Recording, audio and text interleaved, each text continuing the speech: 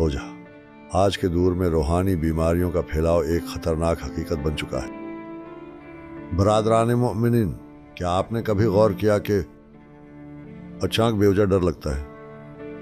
نیند میں عجیب و غریب خواب آتے ہیں، گھر میں سکون نہیں رہتا جبکہ باہر سب بہتر ہوتا ہے، روزگار ہے مگر برکت نہیں، پیسے آتے ہیں مگر پتہ نہیں چلتا کہاں چلے جاتے ہیں، جسمانی درد ایسے ہیں جو دوا سے بھی نہیں جاتے، گھر کے افراد مسلسل بیمار رہتے ہیں یا جانور مر جاتے ہیں، کبھی کبھی اندھیرے بیزاری، غصہ اور دل کی بے اطمینانی طاری رہتی ہے۔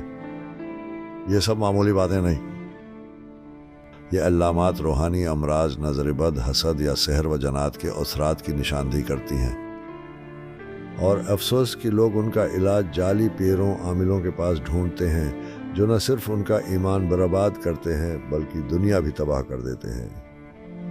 اہل بیت کی تعلیمات، حقیقی روحانی تحفظ۔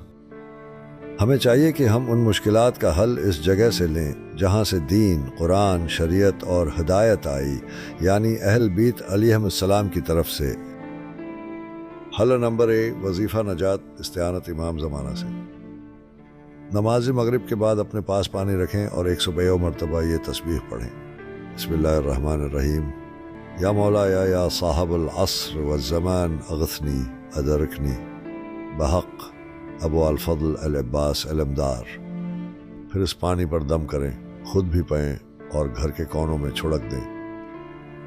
انشاءاللہ 14 دن کے اندر فرق واضح ہوگا۔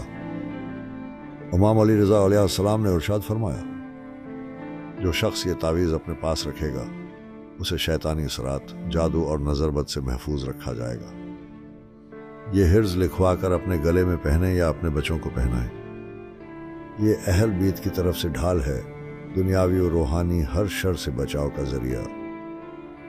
کچھ ہرمل لیں، اس پر 110 مرتبہ ناد علیہ مظہر العجائب پڑھ کر دم کریں اور صبح و شام گھر میں دھونی دیں۔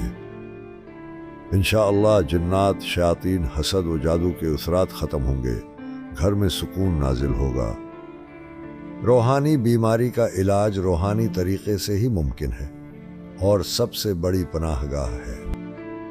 ولا حول ولا قوة الا باللہ العلی العظیم۔ اللہم اجل لو لیک الفرج، کیونکہ حقیقی شفا، حقیقی اطمینان اور حقیقی نجات صرف حضور امام زمانہ اجل اللہ تعالی فرجہ شریف کی نصرت و توجہ سے ہی ممکن ہے۔